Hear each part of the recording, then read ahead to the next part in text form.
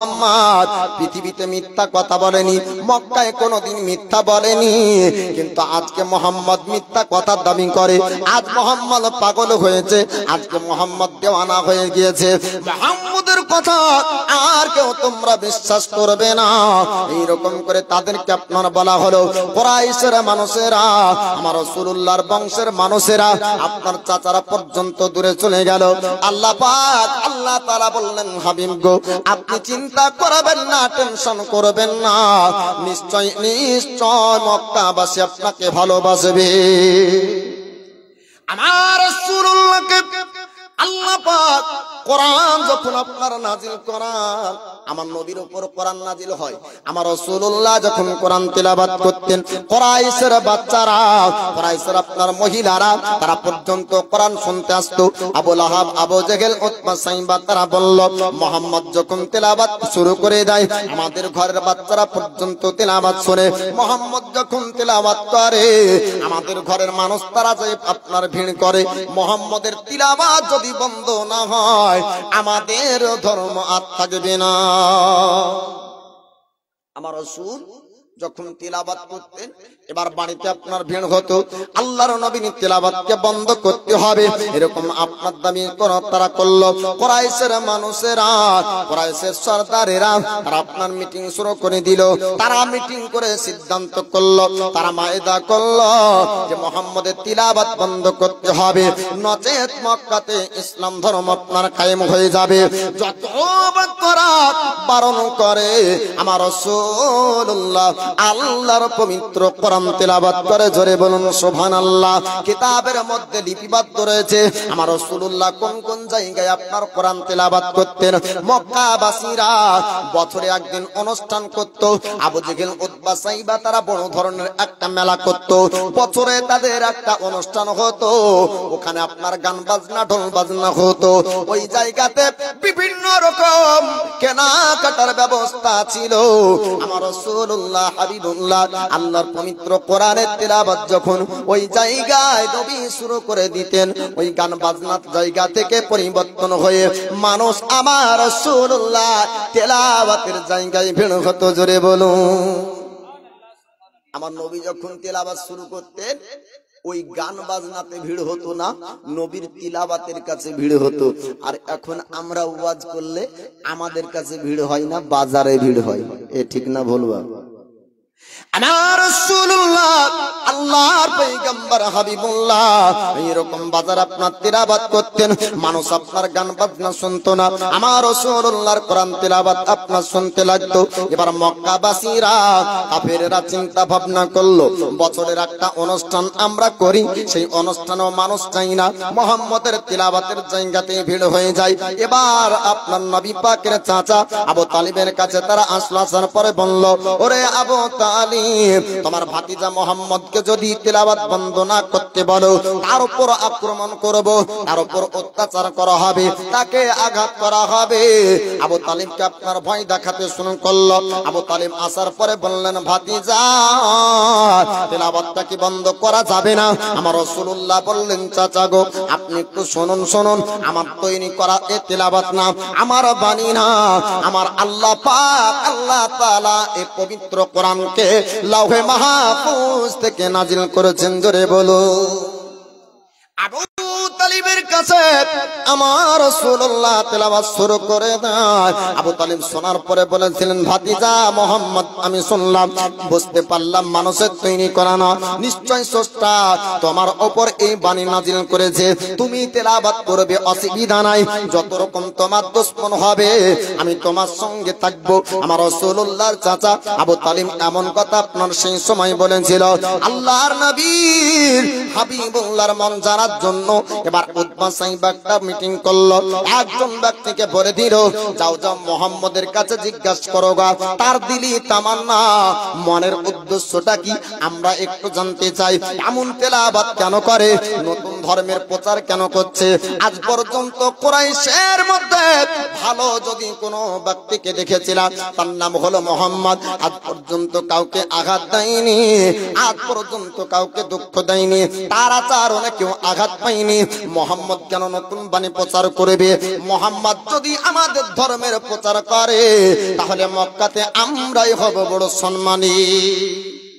কুরাইশের সর্দাররা বলছে, যাও মোহাম্মদকে জিজ্ঞাসা করো, ও মক্কাতে বাদশাহী নিতে চাই, মক্কার রাজা হতে চাই, ওর দিলি তামান্না, মনের উদ্দেশ্য কি, কিসের জন্য এ তিলাবাত করে আর কিসের জন্য এ বাণীর প্রচার করে, ইসলাম ধর্ম কেন কায়েম করতে চাই, ইসলাম ধর্ম কেন প্রচার করতে চাই। মোহাম্মদের দিলি তামান্নাকে জানতে হবে, মনের উদ্দেশ্যকে বুঝতে হবে। একজন ব্যক্তিকে আপনার পাঠানো হলো, ওই ব্যক্তি আসার পরে বলে, ওগো মোহাম্মদ, আপনাকে আমরা আল আমিন বলতাম, আপনাকে আমরা সত্যবাদী বলতাম, আপনি কাউকে আঘাত দেননি, আপনি কাউকে দুঃখ দেননি, তবে আপনার কাছ থেকে আজ একটি বিষয় জানতে চাই। বলে, কি বিষয়? আপনার দিলের তামান্না, আপনার মনের উদ্দেশ্যটা বলুন, আপনি কি রাজা হতে চান, আপনি কি বাদশাহ হতে চান? আমার রাসূলুল্লাহ বললেন, রাজা বাদশাহ মোহাম্মদ হতে চাই না। জোরে বলুন সুবহানাল্লাহ। ওই ব্যক্তি বলল, মোহাম্মদ তবে একটু জানিয়ে দেন আপনার তিলাওয়াতের উদ্দেশ্য কি, আপনি ধর্মের প্রচার কেন করেন, আপনার ধর্মে আপনি কেন প্রচার করছেন? কুরাইশের নাম রোশন হতো, কুরাইশের নাম আপনার উজ্জ্বল হতো যদি আপনার বাপ-দাদার ধর্ম আপনি পালন করতেন। আমার রাসূলুল্লাহ বললেন, ও ব্যক্তি শোনো শোনো, আল্লাহ পাক আল্লাহ তাআলা পৃথিবীর জমিনে আমাকে কুরাইশের নাম রোশন করার জন্য না, ইসলামের প্রদীপকে আপনার বাড়ির গলিতে গলিতে দেওয়ার জন্য পাঠিয়েছে। জোরে বলুন সুবহানাল্লাহ। আর রাসূলুল্লাহ হাবিবুল্লাহ আল্লাহর পয়গম্বর বলেন, ওগো দিনে ওগো মক্কাবাসী, তুমি শোনো শোনো, আমাকে আল্লাহ পাক পবিত্র কোরআন নাজিল আমার উপর করে, আল্লাহ পাক সত্য বাণী প্রচার করার জন্য পৃথিবীর জমিনে আল্লাহ পাক পাঠিয়েছেন।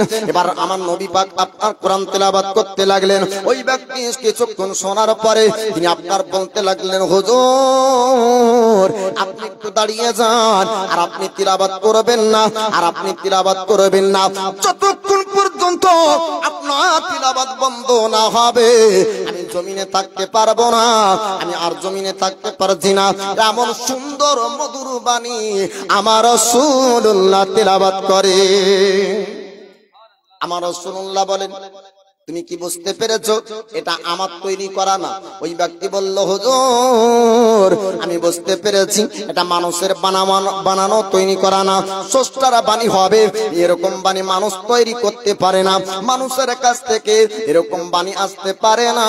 আমার রাসূলুল্লাহ তেলাওয়াত শোনার পরে ওই ব্যক্তির জবান বন্ধ হয়ে গেল। ওই ব্যক্তি যাওয়ার পর কুরাইশের সর্দারদেরকে ডাক দিল, মক্কার সর্দারদেরকে ডাক দিল, ও মক্কাবাসীরা, ও মক্কার সর্দারেরা, তোমরা ভুল ধারণা রেখেছিলে মোহাম্মদের উপরে। মোহাম্মদ তৈরি করে করে বাণী কোনোদিন বলেননি, নিশ্চয় স্রষ্টার পক্ষ থেকে আসা বাণী বলেছেন। জোরে বলুন সুবহানাল্লাহ। এইরকম করে মক্কার সর্দাররা সবাই শুনলো। মোহাম্মদের তিলাওয়াত তো বন্ধ হলো না, তবে কি করলে মোহাম্মদের তিলাওয়াতকে বন্ধ করা যাবে? উমাইয়া বিন খাল এবং আপনার আবু লাহাব, আবু জেহেল, উতবা, সাইবা তারা সবাই একত্রিত হলো, গোল একটা মিটিং করলো, তারা আপনার যুক্তি পরামর্শ করলো, তারা বড় ধরনের একটা মায়দা করলো, একটা তাদের মধ্যে থেকে মীমাংসা হলো, যারা মোহাম্মদের কাছে যাবে তাদের উপর আক্রমণ করতে হবে, মোহাম্মদের কাছে যারা যাবে তাদের উপর আপনার চাবুক মারতে হবে। অত্যাচার যদি আপনার প্রজাদের উপর হয়, রাজা এমনিতে জব্দ হবে। মোহাম্মদের কাছে যখন মানুষ যাওয়া বন্ধ করে দিবে, ইসলামের প্রচার বাড়বে না, ইসলাম আর আপনার মক্কায় থাকবে না। এইরকম তারা চিন্তা ভাবনা করলো। এবার যখন সাহাবী রাসূলরা রাস্তা দিয়ে আসতেন, সাহাবীদের উপর অত্যাচার করতে শুরু করলো। কিভাবে? যখন দেখলো যে নবীর কাছ থেকে এই বাণী প্রচার করা বন্ধ করতে পারলো না, তখন তারা চিন্তা ভাবনা করে মায়দা করে মিটিং করে তারা সিদ্ধান্ত নিল, যারা মুহাম্মদের কাছে আসবে তাদের উপর অত্যাচার হবে। আল্লাহ পাক আল্লাহ তাআলা আমার দয়ার মুস্তাফা হাবিবুল্লাহর উপরে আল্লাহ পাক আপনার ওহী অবতীর্ণ করতেন। যে মুহূর্তে যে কোরআনের আয়াত আসার প্রয়োজন ছিল, আল্লাহ পাক ওই আয়াতকে সেই সময় পাঠিয়েছেন। যেই সূরা যেই সময়তে আল্লাহ পাক পাঠানোর প্রয়োজন মনে করেছিলেন, ওই সময়তে ওই সূরা আপনার অবতীর্ণ হতো। আমার রাসূলুল্লাহর সাহাবীরা যখন রাস্তা দিয়ে আসতেন, এবার কাফেররা অত্যাচার শুরু করলো। সাহাবীরা আসার পরে বলে, হুজুর হুজুর, ইয়া রাসূলুল্লাহ, ইয়া হাবিবাল্লাহ, আমরা যখন রাস্তা দিয়ে আসি আমাদের উপর চাবুকের আঘাত হয়, আমাদের উপরকে পাথর মারা হয়, আমাদেরকে অত্যাচার করা হয়। গরীব সাহাবীদের উপর তারা আপনার অত্যাচার শুরু করলো। আমার রাসূলুল্লাহ জানিয়ে দেন, ও আমার সাহাবী, তোমরা চিন্তা করবে না, চিন্তা করবে না। শুধু মক্কাবাসী নয়, শুধু মক্কার জমিন না, আমার আল্লাহ পাক আল্লাহ তাআলা পৃথিবীর জমিন আপনার অনেক বড় রেখেছে। অন্য জায়গায় তোমরা চলে যাও, মক্কায় থাকলে তোমাদের ঈমানগুলোকে নষ্ট করবে। কোন ব্যক্তি আপনার হাবশায় চলে গিয়েছিলেন, কোন ব্যক্তি আপনার ওই সময় আসকাবে গিয়েছিলেন। এইরকম করে দিকের দিকে আমার আপনার রাসূল পাকের সাহাবী রাসূলরা আপনার চলে যেতে শুরু করলেন। নবীর শ্রেষ্ঠ সাহাবী নাম তার আবু বকর সিদ্দিক, তিনি আপনার বিয়াটিং নিয়েছেন। এবার রাস্তা থেকে আপনার চলবেন, মক্কায় থাকবেন না। রাস্তায় আপনার দেখা হলো একজন সর্দারের সঙ্গে। ওই সর্দার বলল, আবু বকর, আপনি একটু জানিয়ে দিন, মক্কার জমিন কি আপনি ছাড়বেন, মক্কায় কি আপনি থাকতে চান না? আবু বকর সিদ্দিক বললেন, ও মক্কার সর্দার দাগানা, আমি মক্কায় তো থাকতে চাই, মক্কাবাসীরা আমি আবু বকরকে থাকতে দেবে না।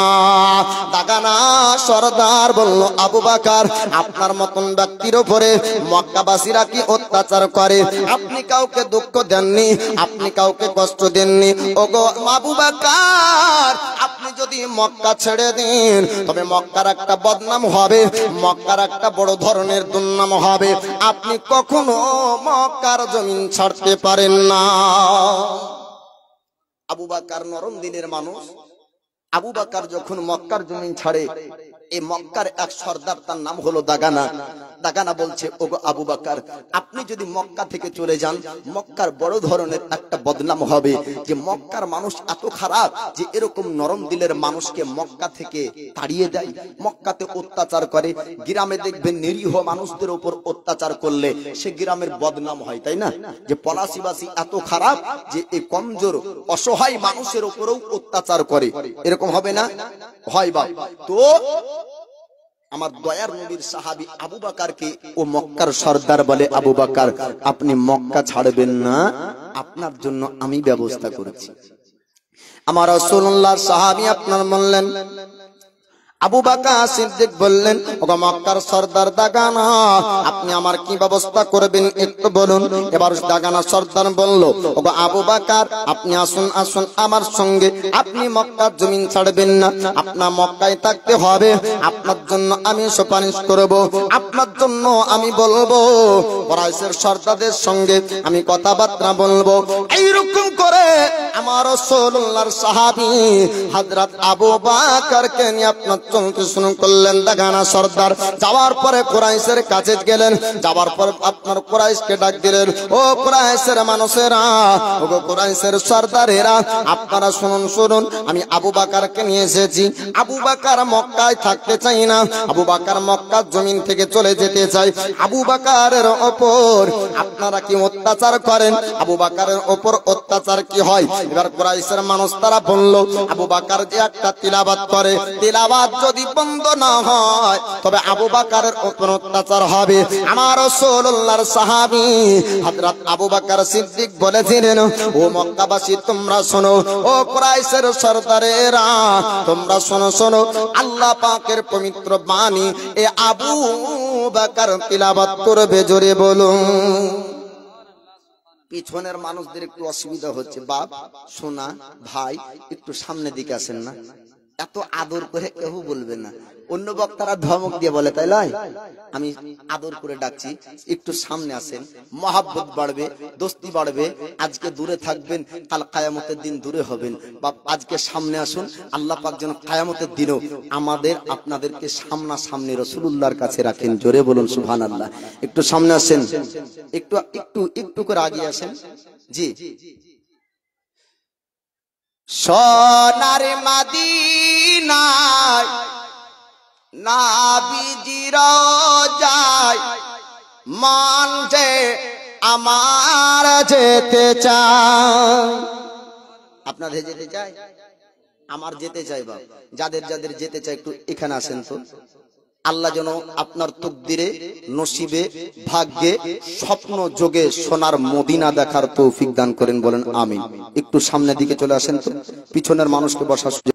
আর যেতে চাই না যদি হয় মদিনা দেখা, শুনো ও গো গরিব সখা, থাকি নাই নবীজি রোজায়, মন যে আমার যেতে চাই। একটু এ দয়ার নবীর নাম যেহেতু স্মরণ হলো, একটু সালাতু সালাম পড়েন তো। ইয়া নবী সালাম আলাইকা, আগে চলে আসুন সামনে দিকে, সামনে গুছিয়ে চলে আসেন। ইয়া রাসূল সালাম আলাইকা ইয়া হাবিব, সালাম আলাইকা সালাওয়াতুল্লাহ আলাইকা, তালাল বদরু আলাইনা মিন সানিয়াতিল ওয়াদাই, ওয়াজাবা শুকরু আলাইনা মাদা লিল্লাহি দাই। ইয়া নবী সালাম আলাইকা ইয়া রাসূল, সালাম আলাইকা ইয়া হাবিব, সালাম আলাইকা সালাওয়াতুল্লাহ। আসসালাতু ওয়াসসালামু আলাইকা রাসূলুল্লাহ, আসসালাতু ওয়াসসালামু আলাইকা হাবিবাল্লাহ, আসসালাতু ওয়াসসালামু আলাইকা নবিয়াল্লাহ, আসসালাতু ওয়াসসালামু আলাইকা নূরাম মিন নূরিল্লাহ, ওয়া আলা আলিকা ওয়া সাহবিকা শাফিনা মুজাদ্দাদ বালাগুল উলা বিকামালিহি কাশাফাতু জামালিহি হাসুনা জামিউ খিসালিহি সাল্লাল্লাহু আলাইহি ওয়া আলিহি। এমনি বসিয়েন না, একটু আগে গিয়ে বসেন। ওখানে বসা যায়, এখানে বসা একই জিনিস পড়া আছে, ওখানে পিছনেও তিরপাল আছে, সামনেও তিরপাল আছে। জি চলে আসুন, সামনে এসে বসেন, বাস ঠিক আছে। এ তো এ মাজমাটা এবার সুন্দর লাগছে না? সামনেটাই খালি থাকবে, পিছনে লোড থাকবে, তাহলে ভালো লাগবে। জি ঠিক। কেউ আবার রাগ করলেন বা রাগ করিয়েন না। জি, বক্তাদের আবার শতক দোষ। সুদের মশলা বললে সুদখোরের রাগ, নামাজের কথা বললে বেনামাজির রাগ, মদের কথা বললে মাতালের রাগ। আর বলে যে কে মৌলভী সাহেবদের একটা অভ্যাস, তো কি মাইক্রোফোন পেলে তারা সমালোচনা করে, কিন্তু এরা আদৌ জানে না সমালোচনা বলে কাকে। সমালোচনা হলো ওটা ফজরের নামাজ পড়ে যার পিছনে চায়ের দোকানে যে তার সমালোচনা করে, গীবাত করে, এর নাম হলো সমালোচনা। সমাজকে পরিবর্তন করার জন্য হক কথা সমাজের সামনে বলার নাম সমালোচনা না, অন্যের কথা পিছনে গাহানোর নাম হলো সমালোচনা। বুঝতে পারলেন? যেটা বাস্তব সেটাকে তুলে ধরা সমালোচনা না। জি বাপ। তো আমার দয়ার নবী, মায়ার নবীর সাহাবীদের উপর বিভিন্ন রকমের অত্যাচার। আপনার আবু বকর সিদ্দিককে এবার দাগানা সর্দার নিয়ে গেল, যাওয়ার পরে কুরাইশদেরকে বলে, কুরাইশের সর্দারেরা এই আবু বকরের উপর যেন অত্যাচার তোমরা করো না। কুরাইশের সর্দার তারা বলল, দাগানা সর্দার শোনো শোনো, যদি আবু বকর কোরআন তেলাওয়াত না করে, যদি স্রষ্টার বাণী তেলাওয়াত না করে, তার উপর অত্যাচার হবে না, আর যদি তেলাওয়াত করে তবে তার উপর অত্যাচার করা হবে। দাগানা সর্দার সে আপনার বলল, আবু বকর আপনি তেলাওয়াত করবেন না, আপনি যদি তেলাওয়াত করেন মক্কায় থাকতে দেওয়া হবে না। আল্লাহর নবীর সাহাবী হযরত আবু বকর আপনার কিছুক্ষণ সময়ের জন্য চুপ থাকলেন। এবার দাগানা সর্দার বলল, ওগো কুরাইশের সর্দারেরা, আমি আবু বকরের দায়িত্ব নিলাম, আবু বকর আর তেলাওয়াত করবে না, মক্কার জমিনেই আবু বকর থাকবে। আমার রাসূলুল্লাহর সাহাবী হযরত আবু বকর ঘরের দিকে আপনার চলতে শুরু করলেন, আল্লাহর পবিত্র বাণী কোরআন তেলাওয়াত যখন করতে শুরু করলেন, আর আজকে আপনার তেলাওয়াত হয় না, স্রষ্টার বাণী তেলাওয়াত হয়ে যায় আপনার। জোরে জোরে জোরে বলুন সুবহানাল্লাহ। এবার জোরে তিলাওয়াত করার পর আপনার ওই সময় মানুষের আপনার ভিড় শুরু হয়ে গেল, মানুষ আপনার দিক থেকে ছুটতে লাগলো। কুরাইশের মানুষেরা এবং কুরাইশের বাচ্চারা, কুরাইশের আপনার মহিলারা, মক্কার মানুষেরা আপনার আবু বকরের তিলাওয়াত শোনার জন্য বাড়ির চতুর্দিকে আপনার ভিড় করলো। কুরাইশের সর্দারদের কাছে অভিযোগ গেল, ও মক্কার সর্দারেরা, ও কুরাইশের সর্দারেরা, আবু বকর তিলাওয়াত নাকি করবে না, আবু বকরের তিলাওয়াত বন্ধ হয়নি। আজ আবু বকর কোরআন তিলাওয়াত করে আর বাড়ির চারিপাশে আমাদের ঘরের বাচ্চারা ভিড় করেছে, এই আবু বকরের তিলাওয়াত আর বন্ধ হবে না। কুরাইশের সরদার দাগানাকে ডাক দিল, ওগো দাগানা সরদার, আপনার কথা মোতাবিক আবু বকরকে অত্যাচার করিনি, আবু বকরের উপর মারধর হয়নি, কিন্তু না না, আবু বকর তিলাওয়াত আজ পর্যন্ত বন্ধ করলো না। আবার তিলাওয়াত শুরু করেছে, আবার মানুষ তার বাড়িতে যাওয়ার পর ভিড় করলো। এবার দাগানা সরদার ডাক দিল আবু বকর সিদ্দিককে। আবু বকরকে বলে, আবু বকর, আপনাকে আমি বারণ করেছিলাম আপনি তিলাওয়াত করবেন না, যদিও বা তিলাওয়াত করেন এই তিলাওয়াত আস্তে আস্তে তিলাওয়াত করতে হবে। আমার রাসূলুল্লাহর সাহাবী আপনার বললেন, ও দাগানা, ওরে মক্কার সরদার, শোন শোন, আমি সস্তার বাণী তিলাওয়াত করব, পৃথিবীর কাউকে ভয় করে আস্তে তিলাওয়াত হবে না, আল্লাহর কোরআন তিলাওয়াত হবে। জোরে জোরে বলুন, কাউকে ভয় করে সব কথা সস্তার বাণী আস্তে তিলাওয়াত হবে না, জোরেই তিলাওয়াত হবে। জীবন দিতে রাজি, কোরআন ছাড়তে রাজি না, বলুন সুবহানাল্লাহ। জি, আর আমরা জীবন বাঁচাতে রাজি, কোরআন ছেড়ে দেব, তাই না? উল্টোটা। কারণ জীবন তো অনেক লম্বা জিনিস, অনেক বড় জিনিস। হ্যাঁ, আমরা লক্ষ টাকা দিয়ে জীবন বাঁচিয়ে নিতে পারি, কিন্তু পবিত্র কোরআনের জন্য এক দিরহাম খরচ করতে পারি না। আমার রাসূলুল্লাহ সাহাবীদের উপরে বিভিন্ন রকম অত্যাচার শুরু হলো। মক্কাবাসীরা, কুরাইশের সরদারেরা বিভিন্ন রকম অত্যাচার করতে শুরু করলো। চাবুকের আঘাত দিত, চাবুককে আপনার মারধর করত। সাহাবীরা আসার পরে বলে, হুজুর, আমরা এরকম করে মক্কায় থাকতে পারবো না। আমার রাসূলুল্লাহ জানিয়ে দেয়, ও আমার সাহাবীরা, তোমরা চিন্তা করবে না, টেনশন করবে না, নিশ্চয় অবশ্যই সবরকারীর সঙ্গে আল্লাহ থাকে। জোরে বলুন সুবহানাল্লাহ। আল্লাহ পাক বলেন, ইন্নাল্লাহা মা'আস সাবিরিন, আল্লাহ পাক বলেন নিশ্চয় অবশ্যই সবরকারীর সঙ্গে আল্লাহ থাকে। আমার রাসূলুল্লাহ অসংখ্য সাহাবী আপনার সবর করেছেন, তার মধ্যে একজন সাহাবী নাম তার বেলালে হাবসি। একবার জোরে বলুন সুবহানাল্লাহ। হযরতে বেলালে হাবসি, তিনি আপনার উমাইয়া বিন খালফের ঘরে আপনার কৃতদাস ছিলেন, গোলামের কাজ করতেন, আপনার চাকরের কাজ করানো হতো। এই বেলালে হাবসি নয়, বেলালে হাবসি নয়, ওই সমাজের সমস্ত গোলামদের উপরে উমাইয়া বিন খাল চাবুকের আঘাত এমনি করত। অত্যাচারী জালিম একটা আপনার সর্দার ছিল, তার নাম হলো উমাইয়া বিন খালফ। এ জালিম, এ অত্যাচারী সর্দারের বাড়িতে যত গোলাম কৃতদাস বান্দিরা কাজ করত, সবার উপরেও আঘাত করত, মারত, আর বিনা অনুমতিতে বিনা হুকুমে কোনো কাজ করতে পারত না, এমন অত্যাচারী এ সর্দার ছিল।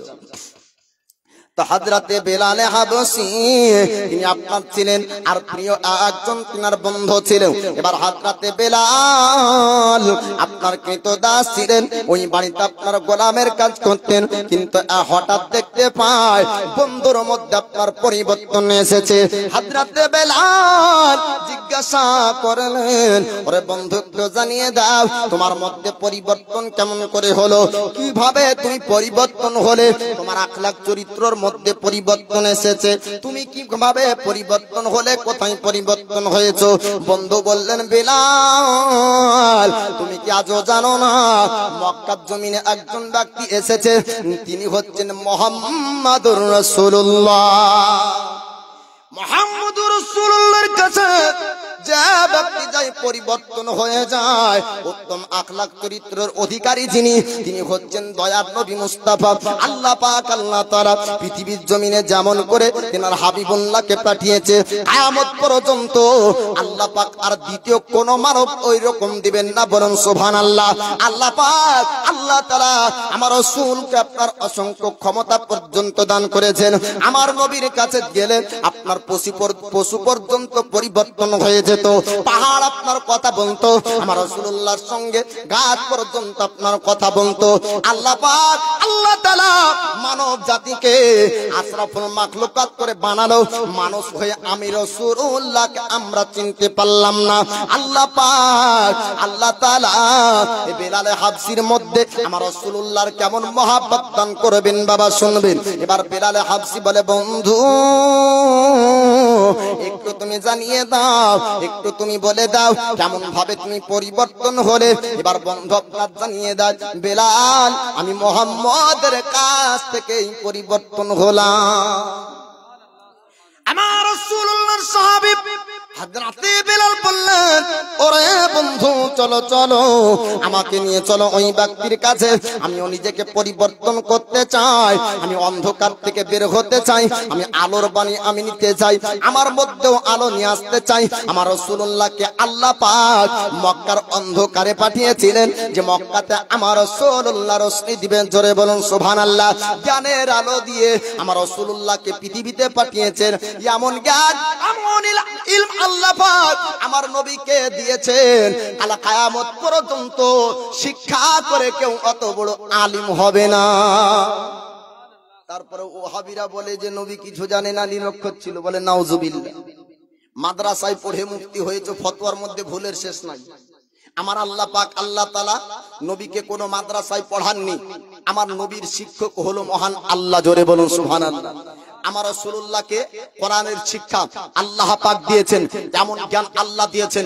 আমার নবী পাক বলেন, হাদিস শরীফের মধ্যে রয়েছে, কিয়ামত পর্যন্ত পৃথিবীর মুখে যতজন ব্যক্তি জান্নাতি হবে তাদের নাম ও তাদের পরিচয় আমার আল্লাহ আমার ডান হাতে দিয়েছে। কিয়ামত পর্যন্ত যতজন জাহান্নামী হবে তাদের নাম ও তাদের পরিচয় আমার আল্লাহ আমার বাম হাতের তালুতে দিয়েছে। জোরে বলুন সুবহানাল্লাহ। তাহলে বোঝা গেল কিয়ামত পর্যন্ত দুনিয়ার বুকে যেটা ঘটবে আমার আল্লাহ রাসূলুল্লাহকে জানিয়েছেন। আর অতীতে যা ঘটেছিল নবী জানতেন, আর আগামীতে যেটা ঘটবে ওটাও নবী জানতেন। তাহলে এ ইলম মাদ্রাসায় পড়ে অর্জন করা যাবে? বা মাদ্রাসায় পড়ে শিখলে ওই শিক্ষার মধ্যেও ভুল হয়ে যায়, মুফতির ফতোয়ার মধ্যে ভুল হয়ে যায়, আলিমের মসলা বলার মধ্যে ভুল হয়ে যায়, বক্তার ওয়াজের মধ্যে ভুল হয়ে যায়। আমার রাসূলুল্লাহর জীবনে কোনোদিন জবানে ভুল হয়নি। জোরে বলুন সুবহানাল্লাহ। নারে তাকবীর, নারে তাকবীর, নারে রিসালাত। উলামায়ে আহলে সুন্নাত হযরত মাওলানা ওয়াইস রেজা কাদরি সাহেব, নারে তাকবীর, নারে রিসালাত। আল্লাহ পাক আল্লাহ তাআলা বলেন, ওয়ামা ইয়ানতিকু আনিল হাওয়া ইন হুয়া ইল্লা ওয়াহিয়্যুন ইউহা। আল্লাহ পাক বলেন, নবী মন গড়া কিছু বলেন না, নিজ ইচ্ছাতে কিছু বলেন না, বরং ওটাই বলেন যেটা আমি আল্লাহ তার উপর ওহী করি। আমার রাসূলুল্লাহর কাছে হযরতে বেলাল হাবশী তিনি আপনার পরিবর্তন হবেন। বন্ধুকে বললেন, বন্ধু আমাকে একটু তুমি নিয়ে চলো, আমিও পরিবর্তন হতে চাই। এবার বেলাল হাবশীর বন্ধু আমার রাসূলুল্লাহর কাছে আপনার নিয়ে যেতে শুরু করলেন। নিয়ে যাওয়ার পরে বললেন, ইয়া রাসূলুল্লাহ, ইয়া হাবিবাল্লাহ, ওগো নবীজি, আপনি আল্লাহর পয়গম্বর, আপনি আল্লাহর রাসূল, আল্লাহর নবী হয়ে আপনি পৃথিবীর জমিনে এসেছেন। তবে আপনার কাছে একজন ব্যক্তিকে এনেছি। ইয়া রাসূলুল্লাহ, ইয়া হাবিবাল্লাহ, নবী গো, সত্য ধর্ম কাকে বলে আজ পর্যন্ত আমরা বুঝতে পারিনি। সত্য ধর্ম বোঝার জন্য আমার বন্ধুকে আপনার কাছে এনেছি। ইয়া রাসূলুল্লাহ, হুজুর এই বেলাল হাবশীকে আপনি সত্য ধর্মটা বুঝিয়ে দেন। আমার রাসূলুল্লাহ বললেন, বেলাল তুমি কালমা পড়তে চাও? বেলাল হাবশী বললেন, হুজুর গো, আমার জীবন পরিবর্তন করতে চাই, আমি ভুল ধর্ম পালন করব না, আমি শ্রেষ্ঠ ধর্ম ইসলাম ধর্মকে গ্রহণ করতে চাই। মানুষের পছন্দের মধ্যে আপনার ভুল হতে পারে। আমরা বাজার থেকে বহু জিনিস আপনার পছন্দ করে আনি, বাজার থেকে লেবাস পছন্দ করি, যদি ভালো না লাগে আপনার দ্বিতীয় পরিবর্তন করে নিয়ে আসি। আপেল কিনলেন ভালো নয়, আপনার দ্বিতীয় আপেল কিনে আনছেন বাজার থেকে। ধর্ম যদি মানুষ পছন্দ করত, ধর্ম যদি আপনার ভুল হয়ে যেত, পছন্দ করার মধ্যে গন্ডগোল হতো, দ্বিতীয় ধর্ম আপনি কোথায় থেকে বাঁচতেন? আমরা এমন একটা ধর্ম পেয়েছি মানুষ আমরা পছন্দ করিনি। আমার আল্লাহ পাক বলেন, ইন্নাদ দীনা ইনদাল্লাহিল ইসলাম, নিশ্চয় অবশ্যই আল্লাহর মনোনীত পছন্দনীয় ধর্ম হলো ইসলাম। জোরে বলুন। আমরা পছন্দ করিনি, আমাদের রব পছন্দ করে দিয়েছে। আমাদের পছন্দের মধ্যে ভুল হয়, আমাদের পছন্দের মধ্যে খারাপই হয়। আমার আল্লাহ বলছেন যে আমি ইসলাম ধর্মকে পছন্দ করি, আমার মনোনীত পছন্দনীয় ধর্ম, আমার চয়েস করা ধর্ম, তার নাম হলো ইসলাম। তো আমরা পছন্দ করিনি, আমাদের রব পছন্দ করেছে। আর রবের পছন্দ কখনো ভুল হবে না। জোরে বলুন সুবহানাল্লাহ। এবার হযরত বেলাল বললেন, হুজুর আমি শ্রেষ্ঠ ধর্ম গ্রহণ করতে চাই, আমি কালমার বাণী পড়তে চাই। আল্লাহর নবী আল্লাহর হাবিব হযরত বেলালকে এবার কালমা পড়াবেন। বেলাল আমার রাসূলুল্লাহর কাছে কালমা পড়লেন, নবীর উপর আপনার ঈমান আনলেন। এবার ঈমান আনার পরে ইসলামী শিক্ষা অর্জন করলেন। আমার রাসূলুল্লাহর কাছে আল্লাহর পবিত্র কোরআনের তেলাওয়াত শুনলেন। শোনার পরে আপনার বাড়ির দিকে রওনা হয়, অর্থাৎ উমাইয়া বিন খালফের বাড়ির দিকে যায়। এবার উমাইয়া বিন খালফ বলল, বেলাল তুমি কোথায় গিয়েছিলে একটু জানিয়ে দাও। হযরত বেলাল হাবশী বললেন, ও উমাইয়া বিন খালফ আমি গিয়েছিলাম একজন ব্যক্তির কাছে, আমি নতুন ধর্ম গ্রহণ করেছি, ইসলাম ধর্মকে গ্রহণ করেছি, আমি কালমার বাণী পড়েছি, আমি রাসূলুল্লাহর কাছে আমি ঈমান এনেছি। জোরে বলুন সুবহানাল্লাহ। উমাইয়া আপনার সে বলল, ওরে বেলাল তুমি কি জানো না আমি তোমার মালিক রয়েছি, তুমি আমার একটা কৃতদাস গোলাম, তুমি আমার বিনা অনুমতিতে কোন ধর্ম পছন্দ করতে পারো না, কোন ধর্ম তুমি গ্রহণ করতে পারো না। আমার রাসূলুল্লাহ সাহাবী বললেন, উমাইয়া তুমি আমার কাজের মালিক হতে পারো, কিন্তু আমার অন্তরের মালিক তুমি না, আমার অন্তরের মালিক হলেন আল্লাহ। হযরত বেলাল বলছেন, উমাইয়া রে তুই আমার ঈমান নষ্ট করতে পারবি না, তুই আমাকে যেটা দায়িত্ব দিবি আমি দুনিয়ার কাজ তোর করে দিব, কিন্তু আমার ঈমান তুই নষ্ট করতে পারবি না। আল্লাহর প্রতি ঈমান এনেছি, আমি রাসূলুল্লাহর উপর ঈমান এনেছি। এবার উমাইয়া বিন খালফ বলল, ও রাজপ্রাসাদের সেনাবাহিনীরা, ওগো আমার সেনাবাহিনী তোমরা শোনো শোনো, বেলালের জবান দিয়ে তোমরা শুনে নাও, আমাদের যে বড় দুশমন মুহাম্মদকে বিশ্বাস করেছে, মুহাম্মদের কালমা পড়েছে, এই বেলালকে আঘাত দিতে হবে। এবার বেলালের শরীরে আপনার চাবুক মারতে শুরু করলো। হযরত বেলাল উমাইয়াকে আপনার বলেছিলেন, ওরে উমাইয়া চাবুকের ক্ষমতায় পিঠের দিয়ে রক্ত বের হতে পারে, কিন্তু বেলালের ঈমান নষ্ট হবে না। হযরত বেলাল উমাইয়াকে বলে, উমাইয়া রে চাবুকের আঘাত করে তুই আমার শরীরে আঘাত করতে পারিস, ঈমান নষ্ট করতে পারবি না।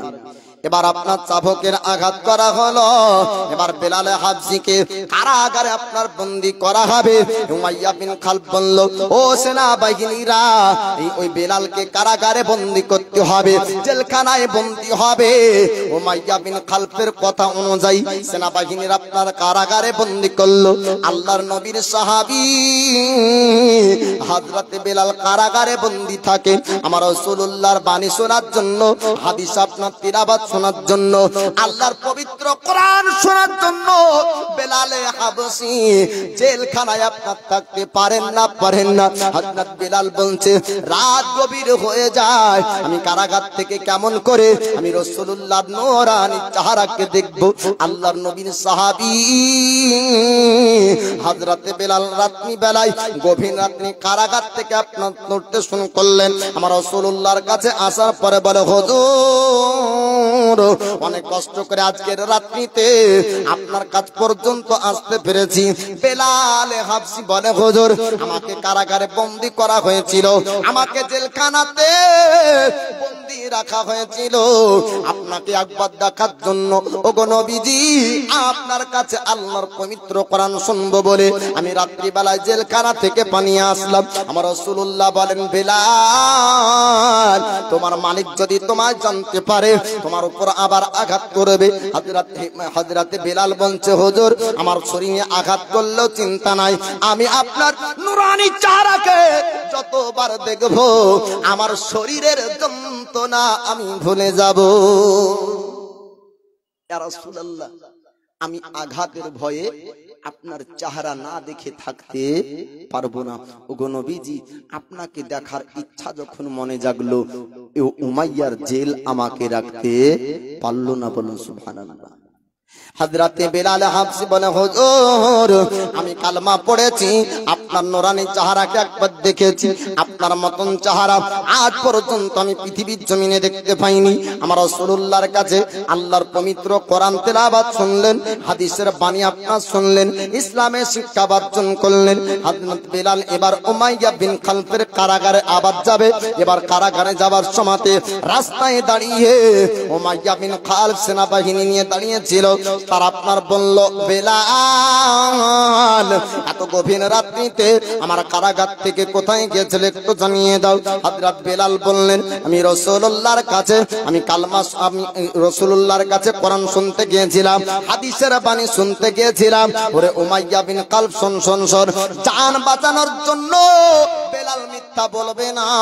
বেলালের জবান দিয়ে ও সত্য কথা ওই দিন থেকে বের হতে শুরু হয়েছে যেদিন থেকে রাসূলুল্লাহর কালমা পড়েছি। বলেন সুবহানাল্লাহ। বেলাল হাবশী বললেন, ওরে উমাইয়া বিন খালফ শোনে নে, আমি রাসূলুল্লাহর কাছে গিয়েছিলাম, তুই যদি আঘাত করিস চিন্তা আমার নাই, আমি নবীর দরবার ছাড়বো না, রাসূলুল্লাহকে ছাড়বো না। আমি কালমার বাণী জগৎ একবার পড়েছি, আমি ইসলাম ধর্ম ত্যাগ করব না। উমাইয়া সেনাবাহিনীকে বলল, এবার বেলালের উপর আঘাত তোমরা করতে শুরু করো। বেলালকে যদি না মারা হয়, বেলালকে যদি আঘাত না করা হয়, বেলাল কালমা ছাড়বে না, বেলাল নবী ভুলবে না, ইসলাম ধর্ম ত্যাগ করবে না। আমার রাসূলুল্লাহ সাহাবীকে হযরত বেলালকে মারতে আপনার শুরু করলো, শরীর দিয়ে আপনার রক্ত পর্যন্ত প্রবাহিত হয়ে যায়।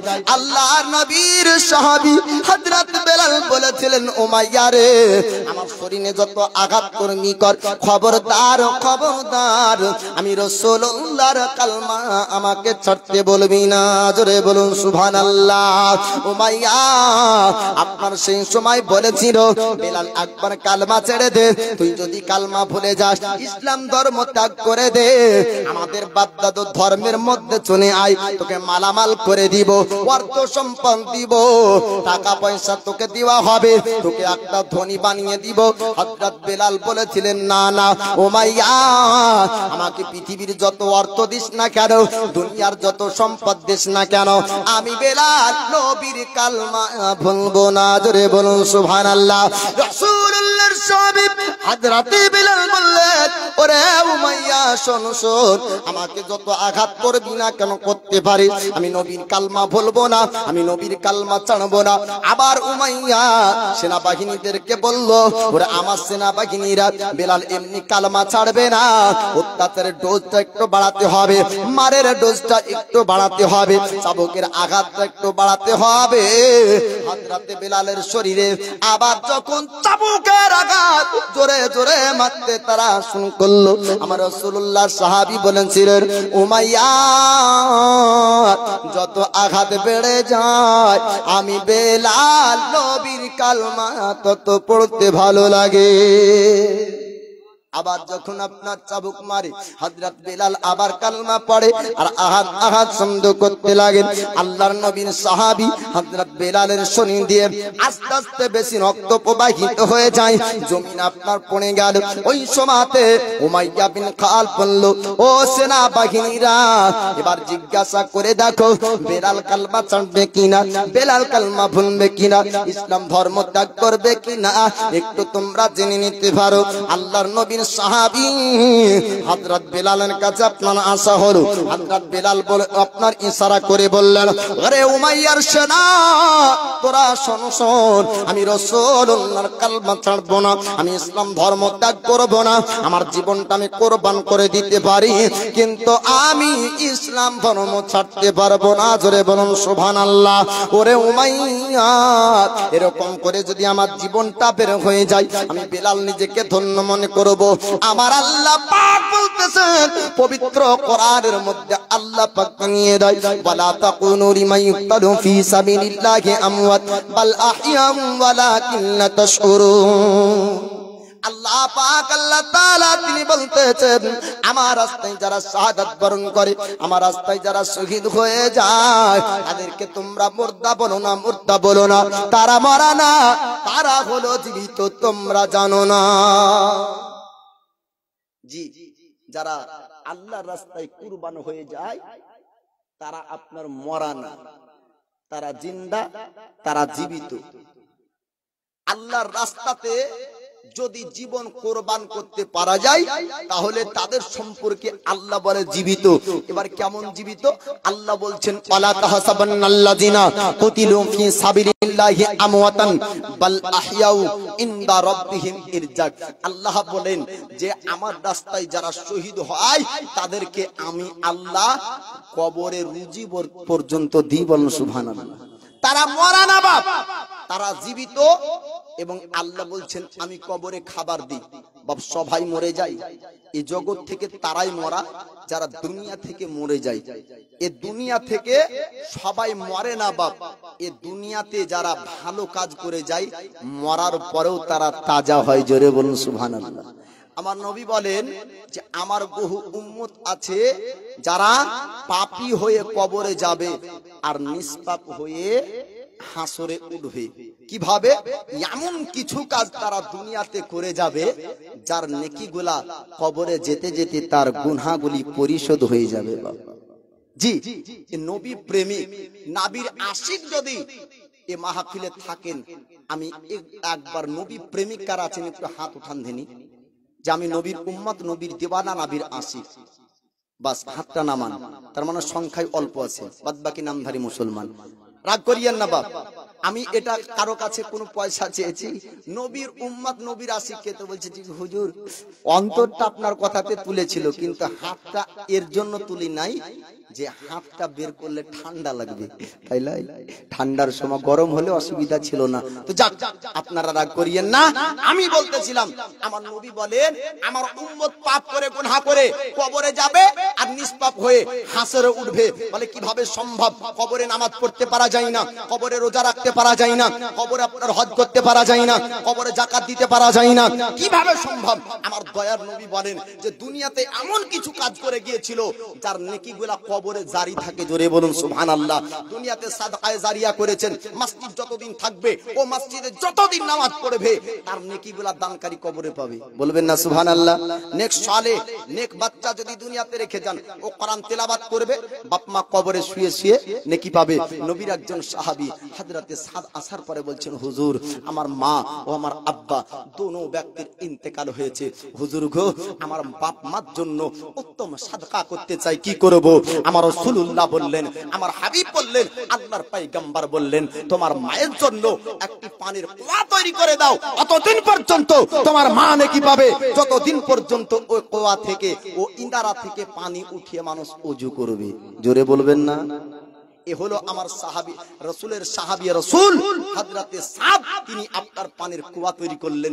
এরকম যোগ্য মায়ের যোগ্য সন্তান যদি থাকেন, মসজিদে ৫,০০০ টাকা দিনে বলা একটু চট করে আসেন দিন, ৫,০০০ টাকা আজ নয় কাল ১ মাস পরে দিবেন। সাদকায়ে জারিয়া, এক দান আপনার কবরে যাবে, মুসল্লি নামাজ পড়বে, আপনি কবরে নেকি পাবেন। সুবহানাল্লাহ, নারায়ে তাকবীর, নারায়ে রিসালাত। এই দেখেন সোনাডাঙ্গার বাহাদুর ৫০০ টাকার দাতা জিন্দাবাদ। সুবহানাল্লাহ। পলাশীর কাজেম শেখ ৫০০ টাকা, বেগমের মা ৫০০ টাকা, আজহার হাজী ২০০০। সুবহানাল্লাহ। এই দেখেন আমার রাসূলুল্লাহ বলেন সাদকা বালা মুসিবত দূর করে দেয়। জোরে বলবেন না সুবহানাল্লাহ? অসুস্থ ব্যক্তি যদি আল্লাহর প্রতি ভরসা রাখে, হে আল্লাহ আমি তোমার রাহে দান করি, তুমি আমার অসুস্থকে দূর করে দাও, আল্লাহ পাক তাকে শিফা দান করবে। নারায়ে তাকবীর, নারায়ে রিসালাত। এই দেখেন হাজী সাহেব ২০০০ টাকার দাতা। সুবহানাল্লাহ। পলাশীর জাবেদ ১০০০। নারায়ে তাকবীর, নারায়ে রিসালাত। এই দেখেন পলাশীর জাবেদ জি, বলেন নামটা বলেন ধনী চাচা। ইসরাফিল। এই দেখেন সুবহানাল্লাহ, নারায়ে তাকবীর। একটু তাকবীর দিতে ভয় লাগছে বা? সাহাবী বলছেন হুজুর ওরা কাফেরেরা সংখ্যায় অনেক, আমরা তো কম, তো কি করব? দয়ার নবী বলছেন তাকবীরের ধ্বনি লাগাও, তারা ভয়ে ময়দান ছেড়ে দিবে। এই তাকবীরের ধ্বনিতে তারা ময়দান ছেড়ে দেয়, তাকবীরের ধ্বনিতে শয়তান পালিয়ে যায়, তাকবীরের ধ্বনিতে ঈমান তাজা হয়। নারায়ে তাকবীর, আল্লাহু আকবার। আরো জোরে নারায়ে তাকবীর, নারায়ে রিসালাত।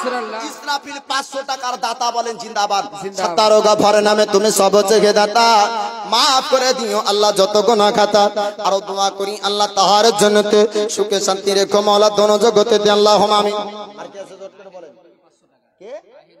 আহিনুর বিবি, নারায়ে তাকবীর, নারায়ে রিসালাত। দেখেন আহিনুর বিবি ছিল কোথায়? 1000 টাকা দাতা নাকি? সুবহানাল্লাহ বলেন।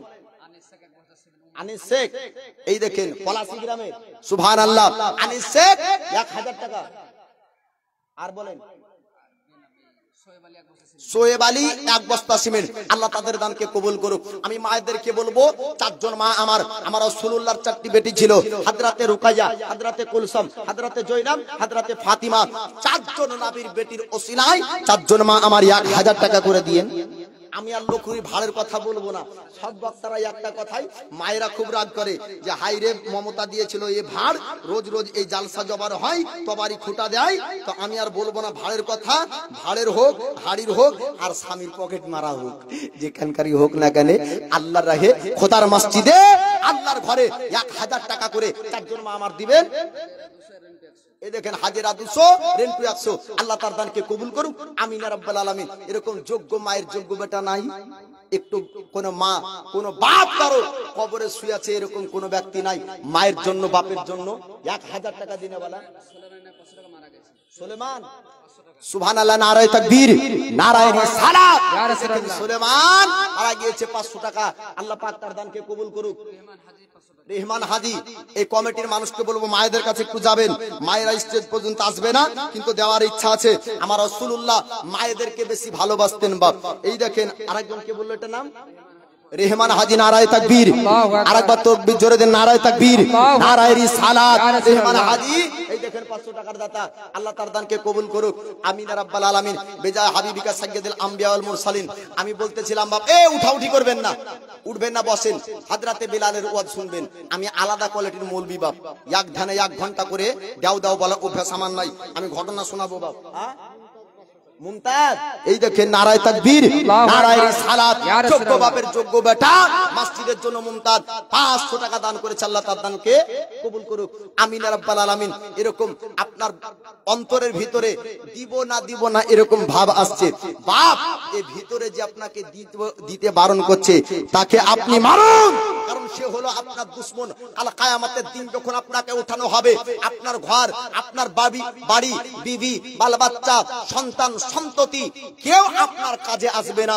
আপনার কাজে আসবে জীবনের সাদাকায়ে জারিয়া গুলা। সুবহানাল্লাহ, দোয়া তো হবে, সবার জন্য দোয়া করব বাপ।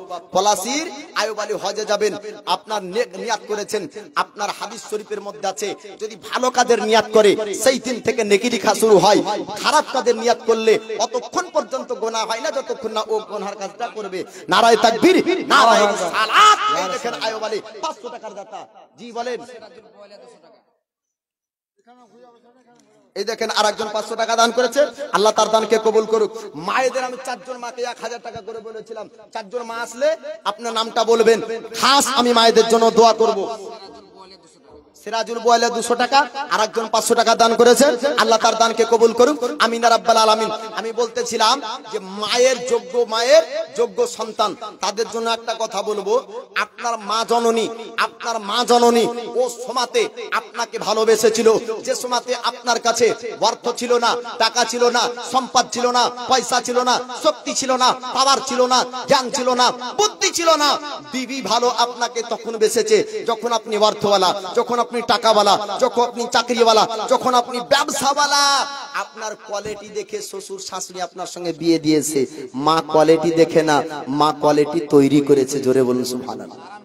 জি, ও মায়ের জন্য, স্ত্রীর জন্য কত কিছু করেছি, মায়ের জন্য একজন যুবককে দেখতে চাই 5000 টাকা খাস করে মসজিদে মার নামে সাদকায়ে জারিয়া করবে। এরকম একজন নগদে হোক, নগদে না বাকিতে। নারায়ণপুরের ভেটু শেখ 500 টাকা। নারায়ে তাকবীর, নারায়ে রিসালাত। নারায়ণপুরের ভেটু শেখ আপনার নগদে 500 টাকা দান করেছে। আল্লাহ তার দানকে কবুল করুক, আমিন ইয়া রাব্বাল আলামিন। একটু চটচট করে আসবেন। আপনার দয়ার নবী মায়ার নবী তিনি বলেন মান বানা লিল্লাহি মাসজিদান বানাল্লাহু লাহু বাইতান ফিল জান্নাহ, যে ব্যক্তি মসজিদ নির্মাণ করলো আল্লাহ পাক তার জন্য জান্নাতে ঘর নির্মাণ করবে। জোরে বলবেন না সুবহানাল্লাহ। আপনার এই মায়ের জন্য যেহেতু বললাম, আপনার দু কলি আপনাদেরকে শোনাবো।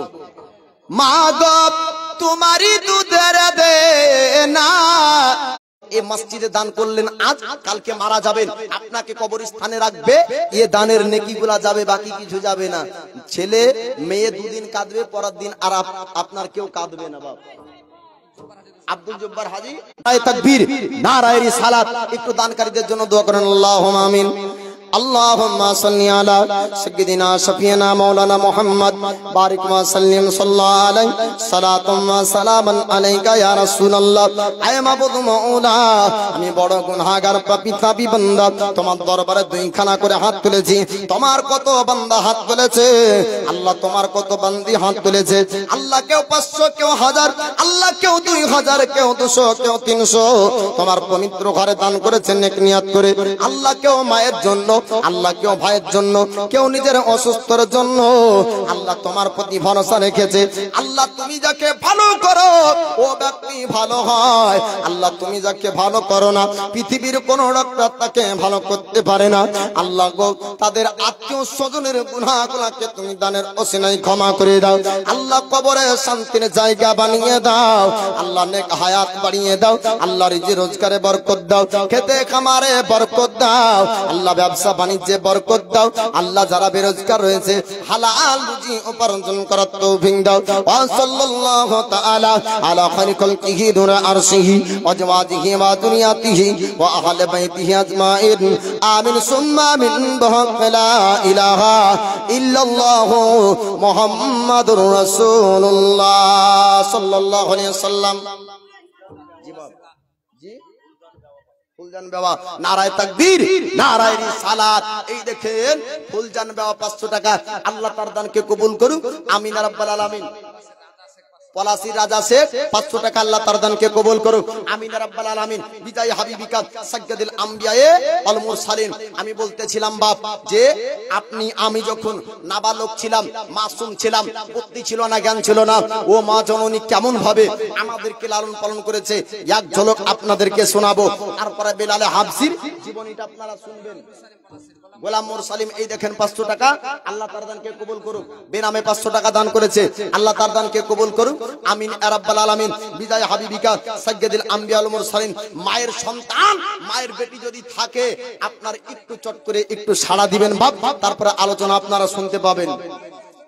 মায়ের স্তনের দুধ খেয়ে বড় যে হয়েছি, আমি সেই মাকে ভুল করে দুঃখ দিয়েছি। ভালোবাসার মোহে পড়ে, ভালোবাসার মোহে পড়ে মাকে চিনলাম না। মা গো তোমার দুধের দেনা শোধ করা যায় না। গায়ের চামড়া জুতা করলে তবু মিটবে না। জনম দুঃখী দরদিনী মা, তোর জনম দাতা মা। সুবহানাল্লাহ। পলাশীর আব্দুল বারী 2 ব্যাগ সিমেন্ট। মায়ের এই ছন্দটা শুনেন। আর মায়ের সন্তান যদি থাকেন, অতীতকে মনে করেন কত কষ্ট মা মানুষ করেছে, বড় করেছে, ওই মায়ের জন্য একটু মসজিদে 1000 টাকা দেবেন। সুবহানাল্লাহ। মুসাফা করেন। কি নাম? রব্বুল শেখ। এই দেখেন যোগ্য বাপ, যোগ্য ছেলে বাপ। এই দেখেন রব্বুল শেখ 500 টাকা। নারায়ে তাকবীর নারায়ে রিসালাত। মসজিদের জন্য আল্লাহর প্যারা বান্দা 500 টাকা রব্বুল শেখ দান করেছে, আল্লাহ তার দানকে কবুল করুক, আমিন ইয়া রাব্বাল আলামিন। নিজের মুখের অন্ন নিয়ে আমাদেরকে খাওয়াই। জোরে বলবেন না সুবহানাল্লাহ। ছোট্টবেলায় দেখবেন কারো বাড়ি থেকে যদি কোনো লাড়ু দিত, খাবার দিত, এইসব রেওয়াজ তো উঠে গিয়েছে। আগে যদি পিঠা বানাতো তাহলে কি করতো, পাশের বাড়ি গুলানে দিয়ে আসতো না বা? এখন ঘরের কোনায় তৈরি হয় আর ঘরের কোনাতেই খাই। আগে এই রেওয়াজ গুলা ছিল। তো মা ওই সময়তে আঁচলে করে নিয়ে এসে নিজের ছেলেদেরকে খাইয়েছে।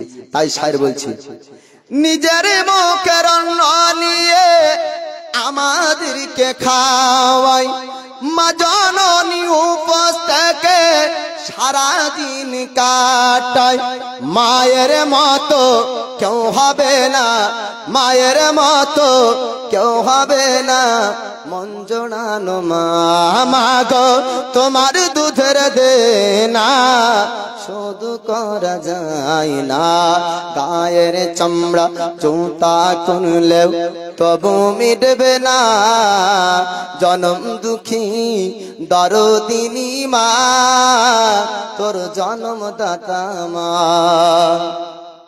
তো জি এই মায়ের সন্তান যারা আছেন একটু সাড়া দিবেন আর যে হযরতে বেলালের জীবনীটা টানাটান শুনবেন। আমি 10 জন ভাইকে বলবো মাত্র বেশি নয় 500 টাকা করে। কত টাকা করে? 500 টাকা করে। আমার নবী দুনিয়াতে 10 জন সাহাবীকে জান্নাতি হবার গ্যারান্টি দিয়েছেন। কাল কিয়ামতের দিন ও সাহাবীর সঙ্গে আপনার জন্য হাসর হয়। আপনার কিতাবে আছে যে যাকে ভালোবাসলো তার সঙ্গে তার হাসর হবে। একজন বাপ ভাই আমার একটু চট করে আসেন মসজিদের জন্য। বাপ আপনি মসজিদে দিবেন, আপনি ফাঁকি পড়বেন না বাপ, আপনার কবরে এই নেকিগুলা যাবে। আজিজুল এই দেখেন যোগ্য বাপের যোগ্য সন্তান আজিজুল, নারায়ে তাকবীর নারায়ে রিসালাত। আজিজুল 500 টাকা দান করেছে। আল্লাহ তার দানকে কবুল করুক, আমিন ইয়া রাব্বাল আলামিন। বিজায় হাবিবিকা সাজ্জাদিল আমবিয়ায়ে ওয়াল মুরসালিন। জি বাপ আমরা কি নাম বললেন? হোসেন আলী। সুবহানাল্লাহ, নারায়ে তাকবীর নারায়ে রিসালাত। এই দেখেন হোসেন আলী 500 টাকা। আল্লাহ পাক তার দানকে কবুল করুক, আমিন ইয়া রাব্বাল আলামিন। জি আব্দুল সালাম কুমিদহ বাড়ি 1 বস্তা সিমেন্ট আর 100 টাকা। আল্লাহ পাক তার দানকে কবুল করুক, আমিন ইয়া রাব্বাল আলামিন। জি বাপ একটু চটচট করে আসুন, আলোচনাটা শুনবেন। আরেকজন 200 টাকা দান করেছে, আল্লাহ তার দানকে কবুল করুক, আমিন ইয়া রাব্বাল আলামিন। তো হযরতে বেলাল হাবশির ঘটনা আপনাদেরকে শোনাবো। মায়েরা আপনারাও ঘটনা শুনুন। কমিটির ভাইরা যাচ্ছে, অবশ্যই নামটা লিখে দিবেন। পবিত্র ঘর মসজিদে আপনারা দান করবেন, সব পাবেন। তো আল্লাহর নবীর সাহাবী হযরতে বেলাল জমিনে আপনার শরীর দিয়ে রক্ত ঝরে। হযরতে বেলাল বলছে উমাইয়ারে মার অসুবিধা নাই, কিন্তু আমি নবীর কালেমা ছাড়বো না। বলুন সুবহানাল্লাহ। হযরতে বেলাল হাবশী আল্লাহর নবীর সাহাবী বললেন উমাইয়া আমাকে যত রকম কষ্ট দিতে পারিস কষ্ট দিয়ে আমার অসুবিধা নাই, কিন্তু আমি নবীর কালেমা ছাড়বো না, আমি ইসলাম ধর্মকে ভুলবো না। ইসলাম ধর্ম গ্রহণ করেছি, জান দিতে রাজি, ইসলাম ধর্ম আপনার ত্যাগ করতে রাজি না। আল্লাহর নবীর সাহাবী হযরত বেলালের শরীর দিয়ে আপনার রক্ত প্রবাহিত আপনার হয়েছিল। উমাইয়া বিন খালব বলল আমার সেনাবাহিনীরা তোমরা শোনো শোনো, বেলাল কালেমা ছাড়বে না, অত্যাচার আরো বাড়াতে হবে। বেলালকে বলল ওরে বেলাল একটু রাজি হয়ে যা, তোমাকে দুনিয়ার অর্থ দেব, টাকা দিব, পয়সা দিব, তোমাকে সম্পদ ওয়ালা বানাবো। দুনিয়ার সম্পদ বেলালে হাবশী নিতে চাই না, আমার রাসূলুল্লাহর মহব্বত নিতে চাই। নামটা ওখানে লিখিয়ে দিন সিমেন্টে। কি নাম হলো? রেজাব আলী। এই দেখে নারায়ে তাকবীর নারায়ে রিসালাত। 1 বস্তা সিমেন্ট ও 200 টাকার দাতা। আল্লাহ তার দানকে কবুল করুক, আমিন ইয়া রাব্বাল আলামিন। আপনার বিজয় হাবিবিকা সাজ্জাদিল আমবিয়ায়ে ওয়াল মুরসালিন। বাপ দরদি আমার আপনারা আলোচনাটা শুনবেন আর এরকম কমিটির কাছে আপনারা লিখিয়ে দিবেন, পরে সকলের জন্য দোয়া হবে। আমি অধম এই বেলালের এই ছোট্ট ওয়াকিয়াটু একটু শেষ করি। বাপ বেলালে হাবশী আপনার বললেন ও উমাইয়া আমি দুনিয়ার অর্থ নিতে চাই না, আমি দুনিয়ার টাকা সম্পদ নিতে চাই না, পয়সা নিতে চাই না। একটু তোরা শুন শুন, আমি রাসূলুল্লাহর মহব্বতকে নিয়েছে, ইসলাম ধর্ম ত্যাগ করব না, আমি ইসলাম ধর্মকে ছাড়ব না। আল্লাহর নবীর সাহাবী হযরত বেলাল তিনি আপনার এই কথা বললেন। উমাইয়া বিন খালব বলল ও সেনাবাহিনীরা তোমরা শোনো শোনো, বেলালের উপর অত্যাচার করতে শুরু করো, আরো মারো, দোষটা আরো বাড়াতে হবে, চাবুকের আঘাত আরো করতে হবে। আস্তে আস্তে মারতে মারতে রক্ত আপনার খুলে দেয়, জবান ছাড়া আপনার শরীরের অঙ্গ প্রত্যঙ্গ গুলা চলা আপনার বন্ধ হয়ে যায়, শক্তি শরীরে নাই, হাত পা আপনার চললো না। ওই সময় বেলালে হাফসিকে জিজ্ঞাসা করে, বেলাল একটু ইশারা করে জানিয়ে দাও, তুমি কি এখন কালমা ছাড়বে? তুমি কি ইসলাম ধর্মকে ত্যাগ করবে? এখনো যদি ছেড়ে দাও, তোমাকে কবিরাজ দিয়ে আমরা চিকিৎসা করাবো এবং দুনিয়ার অর্থ সম্পদ দেওয়া হবে।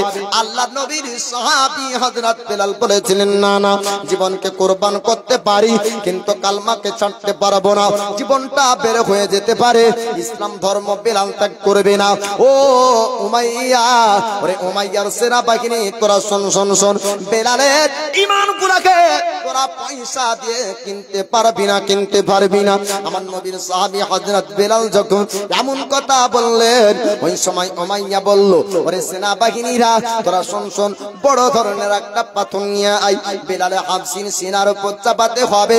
বেলালে হাফসির সিনার উপর চাপিয়ে দে, বেলাল যন্ত্রণায় ছটফট করবে আর বেলালের দমটা বের হয়ে যাবে, জান জীবন বের হয়ে যাবে।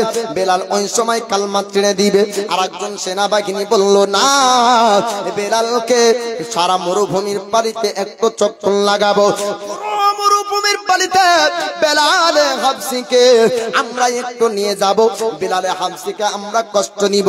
ঘোড়ার আপনার পায়ে রশি বাঁধা হলো আর বেলালে হাফসির হাতে রশি বাঁধা হলো।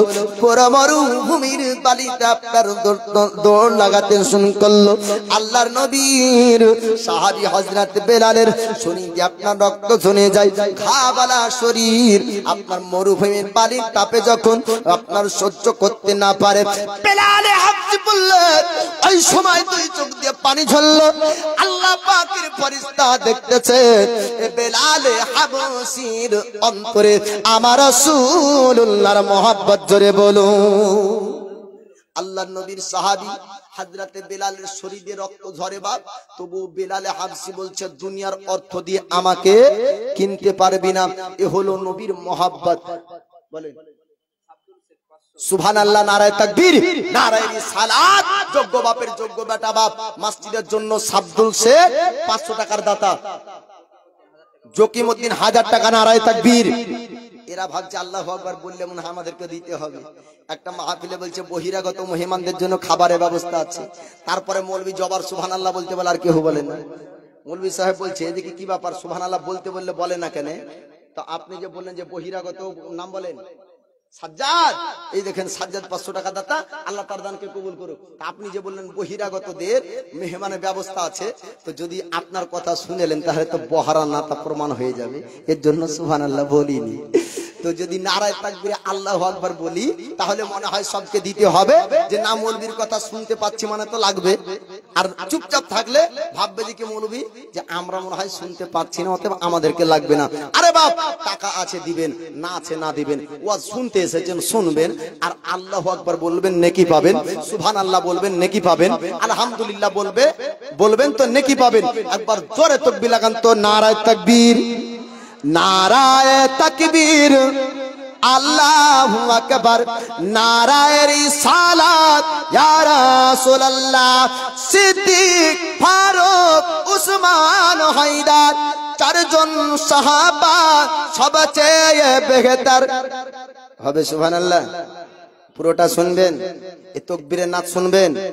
সিদ্দিক, ফারুক, উসমান, হায়দার, চারজন সাহাবা সবচেয়ে বেহতর, কারণ তাদের দিলে আছে আল্লাহর পয়গম্বর, কারণ তাদের দিলে আছে আল্লাহর পয়গম্বর। নারায়ে তাকবীর, আল্লাহু আকবার, নারায়ে তাকবীর, আল্লাহু আকবার, নারায়ে রিসালাত, ইয়া রাসূলুল্লাহ। লাগবে লাগুক তীর, তলোয়ারের আঘাত, তারপর থাকবে নবীজির রিসালাত। লাগবে লাগুক তীর, তলোয়ারের আঘাত, তারপর থাকবে নবীজির রিসালাত। লড়বো মরবো বলবো পয়গম্বর, লড়বো মরবো বলবো পয়গম্বর। নারায়ে তাকবীর, আল্লাহু আকবার, নারায়ে তাকবীর, আল্লাহু আকবার, নারায়ে রিসালাত, ইয়া রাসূলুল্লাহ, নারায়ে তাকবীর, আল্লাহু আকবার, নারায়ে রিসালাত, ইয়া রাসূলুল্লাহ। মায়েরা কিছু দিয়েছে, সুবহানাল্লাহ বলেন, সুবহানাল্লাহ, নারায়ে তাকবীর, নারায়ে রিসালাত। শাহিদুলের স্ত্রী স্বামীর জন্য 500 টাকা দিয়েছেন। হারেস শেখ ওর মায়ের জন্য একটা কোরআন দিয়েছে, আল্লাহ তাআলা তাকে কবুল করুন। পলাশির চাঁদু 200 টাকা নগদ আর 1 বস্তা সিমেন্ট, আল্লাহ তার দানকে কবুল করুক, আমিন ইয়া রাব্বাল আলামিন। যে স্বামীর জন্য দান করেছে, দোয়া আপনার হবে বাপ। তবে এই স্বামীর মহাব্বত, স্বামীর ভক্তিকারী মহিলা আজ বর্তমানে কম না বেশি? এ বাপ, কম না বেশি? হ্যাঁ কম।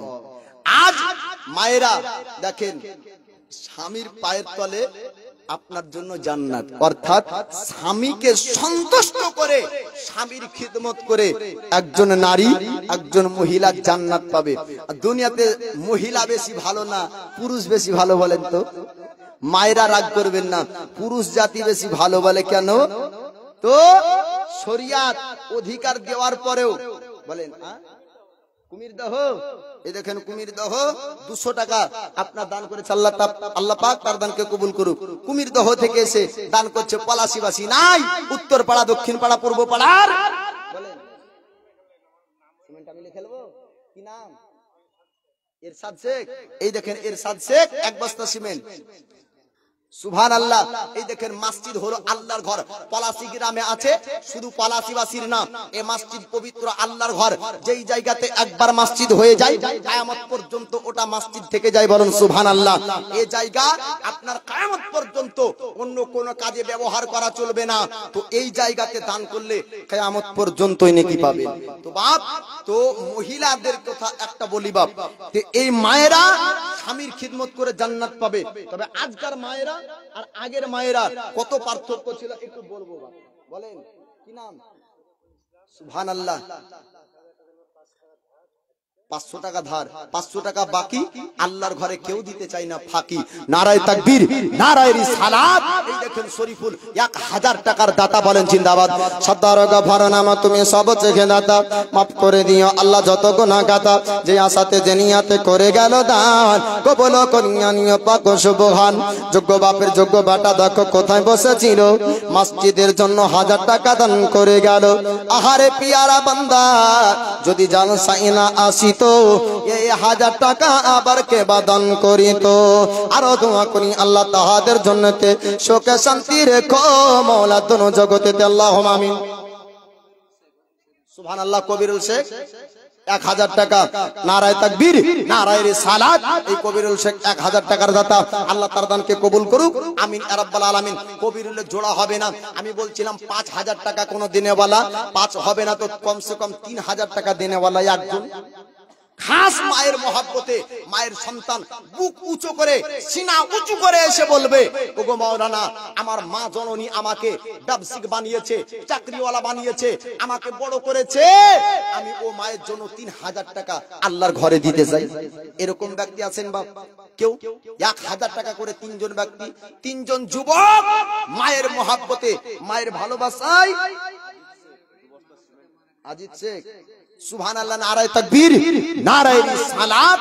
আজিজ শেখ 500 টাকা আর 2 ব্যাগ সিমেন্টের দাতা, আল্লাহ পাক তার দানকে কবুল করুন, আমিন ইয়া রাব্বাল আলামিন। আর কোন ব্যক্তি আছেন? ঘটনা আপনারা শুনবেন বাপ। খলিল, এই দেখেন বিড়িওয়ালা, সিগারেট ওয়ালা নাই, খলিল বিড়িওয়ালা, আপনার 2 ব্যাগ সিমেন্ট নাকি 3 বস্তা সিমেন্টের দাতা, আল্লাহ পাক তার দানকে কবুল করুক, আমিন ইয়া রাব্বাল আলামিন। আল্লাহর প্রতি ভরসা রাখবেন, রিজিকে বরকত পাবেন। আল্লাহর প্রতি ভরসা রাখবেন, ব্যবসাতে বরকত পাবেন। আল্লাহর প্রতি ভরসা রাখবেন, পয়সাতে বরকত পাবেন। আল্লাহর প্রতি ভরসা রাখবেন তো স্ত্রীর গয়নাটাও বিক্রি করবেন। এটা হয় না? লটারি কাটতে কাটতে সব শেষ, আপনার স্ত্রীকে ভোগাই, তোর কানেরটা দেখে নে, 5 লাখ পেলে সব বানিয়ে দিব, স্ত্রীটা দিয়ে দেয়, বলে তোর গলাটা দেখে নে। এইরকম করে নিতে নিতে আপনাকে ফকির বানাবে। আর যদিও বা লটারির টাকা আপনি কোনোদিনও পেয়ে যান হারাম রুজিতে, আল্লাহর বরকত হবে না, হবে না, হবে না। আল্লাহ পাক ওয়াদা করেছেন, আমার রাহে এক দাও আমি তোমাকে 10 দিব। জোরে বলো। যে আল্লাহর প্রিয় বান্দা হবেন, নবীর প্রেমিক হবেন, নবীর আশিক হবেন, তো আল্লাহর রাহে একদিন আল্লাহ আপনাকে 10 দিবে। আমি একটা কথা বলতেছিলাম, বলতে বলতে বাধা পড়লো। কি বাধা? আপনার বলছিলাম যে পুরুষ জাতি আর নারী জাতি, আমরা পুরুষরা কত ভালো। একটা কথা বলবো বাপ, যে পুরুষকে শরিয়াত অধিকার দিয়েছে, ঘরে একটা বিবি আছে, তার সত্ত্বেও দ্বিতীয় বিবাহ করা পুরুষের জন্য চাই। তারপরে আমরা বলি না, তাকে সুখে রাখতে হবে, ভালো রাখতে হবে, দ্বিতীয়র প্রয়োজন নাই। আমরা ধৈর্য রাখি না, রাখি না? কিন্তু শরিয়াত ওদেরকে অধিকার না দেওয়ার পরেও ওরা 10 জনকে মিস কল মারে। তাহলে ভালো কারা? পুরুষ জাতি আপনার ধৈর্যশীল, পুরুষের মধ্যে জ্ঞান বেশি, পুরুষের মধ্যে বিদ্যা বেশি, আর পুরুষ জাতির মধ্যে অর্থ বেশি না কম আছে? বেশি। কিন্তু দেখবেন যত জায়গা জলসা হয়, এই পুরুষরা এই ভালো কাজে পিছিয়ে বাপ। আমাদেরকে আল্লাহ পাক বুদ্ধি, ক্ষমতা, জ্ঞান, ধৈর্য সবকিছু আল্লাহ বেশি দিয়েছে, অর্থ বেশি দিয়েছে, শক্তি পাওয়ার ক্ষমতাও বেশি দিয়েছে, সাক্ষী গ্রহণযোগ্য, সাক্ষী অনুযায়ী আমরা মহিলার থেকে ডবল, তো বাপ দানটাও ডবল হওয়া চাই। এই দিক থেকে দেখছি ঘন ঘন মায়েরা দিচ্ছে, আপনারা দিচ্ছেন না, একজন ব্যক্তি দেন না। খোদার ঘর পবিত্র মসজিদে যোগ্য বাপের যোগ্য বাটা একজন হাত উঁচু করে বলেন মাত্র 1000 টাকা দিনে বলা। একজন বলেন বাপ বেলালের আশিক, বেলালের দেবানা, নবী প্রেমিক, নবীর সাহাবীকে ভালোবেসে একজন ব্যক্তি খোদার ঘর পবিত্র মসজিদে 1000 টাকা দান করেন, কাল কিয়ামতের দিন এই দানের সওয়াব, এই দানের নেকি আপনার লেখা হবে, আর কাল কিয়ামতের দিন এই নেকিগুলো আপনার যাবে। একজন ব্যক্তি উঠবেন আর আপনার নামটা লিখে দিবেন। ঘটনাটা আপনার শেষ পর্যন্ত একটু শুনিয়ে দেই বাপ। হযরতে বেলাল এবার জমিনে সারা শরীর দিয়ে রক্ত ঝরে, মরুভূমির বালির চতুর্দিক দিয়ে আপনার ঘোড়ার পায়ে রশি বেঁধে চক্কর লাগানো হলো। আল্লাহর নবীর সাহাবা হযরতে বেলাল আপনার শরীর দিয়ে রক্ত ঝরে যায়। উমাইয়া বিন খালফকে বলেছিলেন, উমাইয়া বিন খালফ শোন শোন শোন, রক্ত প্রবাহিত হয়ে যাবে, আমার জীবনটা বের হয়ে যাবে, আমি বেলাল শহীদ হয়ে যাব, তবু রাসূলুল্লাহর কালমা ছাড়ব না, ইসলাম ধর্ম ত্যাগ করব না, আমি ইসলাম ধর্মকে ত্যাগ করব না। আল্লাহর নবীর কালমা পড়েছি, আমি মুসলমান হয়ে গিয়েছি, আমি জীবন দিতে রাজি, কিন্তু কালমা ছাড়তে রাজি না। চতুর্দিক থেকে বেলালের উপর অত্যাচার করা হলো।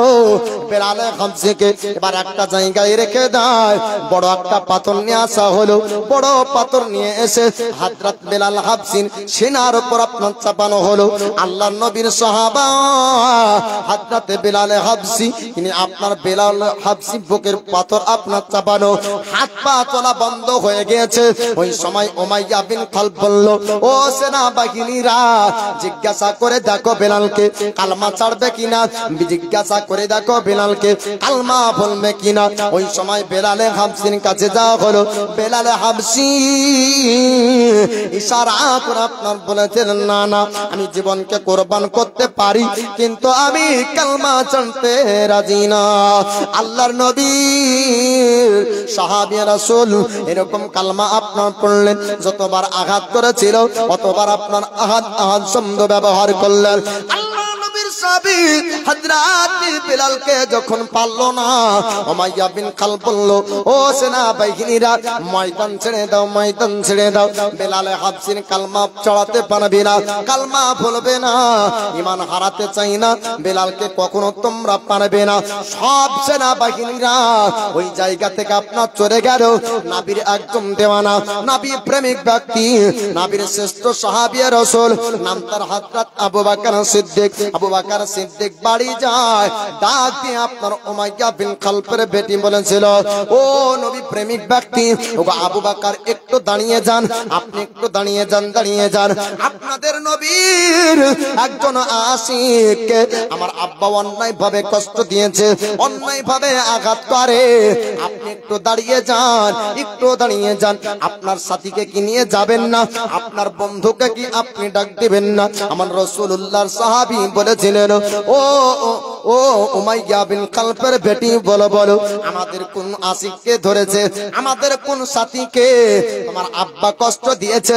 তিনি আপনার বলতেছিলেন, তার নাম হলো বিলালে হাবশী। জোরে বলুন সুবহানাল্লাহ।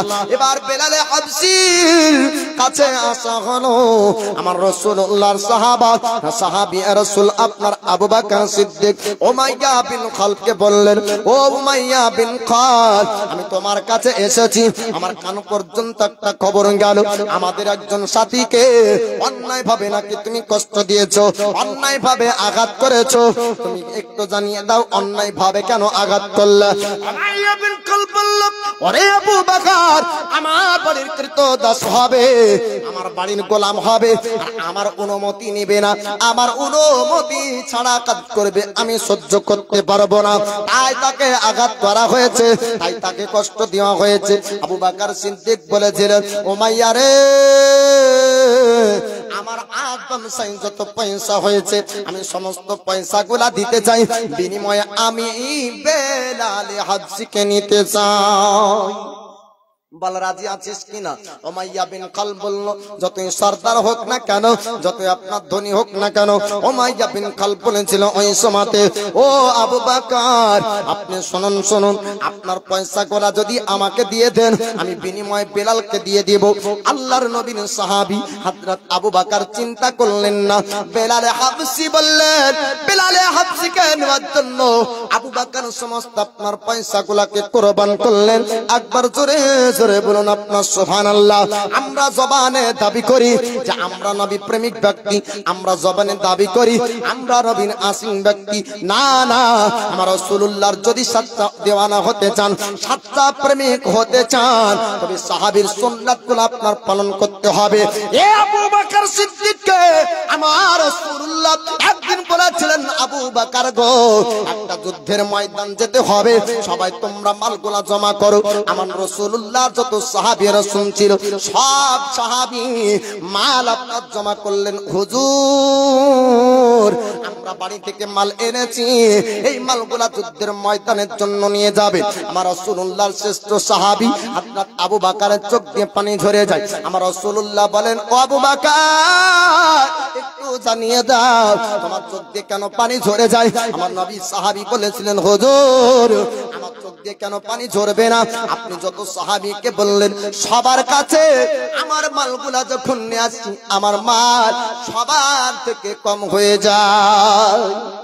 আমার নবী বললেন, ওগো আবু বকর, চোখের পানি মুছে ফেলো, চোখের পানি মুছে না। আমি রাসূল কি করব একটু দেখতে চাও? তুমি একটু কি দেখতে চাও? দেখে নাও। আমার নবী বললেন, আমার সাহাবী, তোমরা এক জায়গায় আসো। সাহাবীরা আপনার এক জায়গায় আসলেন। আমার রাসূলুল্লাহ বললেন, কে কতটা মাল এনেছো একটু তুমি জানিয়ে দাও। ওমর, তুমি কতটা মাল আনলে? ওমরে ফারুককে জিজ্ঞাসা করা হলো, উসমান গনিকে জিজ্ঞাসা করা হলো, হযরত আলী শেরে খোদাকে আপনার জানা হলো। এবার সমস্ত সাহাবীরা বলতে শুরু করলেন। কোন সাহাবী তিনি আপনার বললেন, আমি 3 ভাগের 1 ভাগ এনেছি। কোন সাহাবী বললেন, আমি অর্ধেক এনেছি। কোন সাহাবী বললেন, 4 ভাগের 1 ভাগ এনেছি।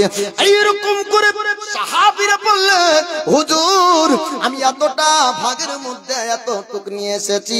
আমার রাসূলুল্লাহ বললেন, আবু বকর, তুমি একটু জানিয়ে দাও তুমি কতটুক এনেছো? আমার রাসূলুল্লাহ সাহাবী বললেন, হুজুর, আমি কিবা ভাগ করব? আমি বাড়ি যাবার পর দেখলাম যতটা আমার মাল ছিল আমি বাড়িতে কিচ্ছু রাখতে পারিনি। হুজুর, আমার যতটা মাল ছিল আমি সবগুলা নিয়ে এসেছি। আমার নবী বললেন, ও আমার সাহাবী, তোমরা শোনো, সবার দানগুলাকে যদি এক পাল্লাই রাখো, আমার আবু বকরের দান সমতুল্য হবে না। বলুন সুবহানাল্লাহ। তো সংখ্যায় বেশির নাম আল্লাহর কাছে প্যারা দান না, আল্লাহর কাছে প্যারা দান হলো তার কলব, তার অন্তর, তার দিল।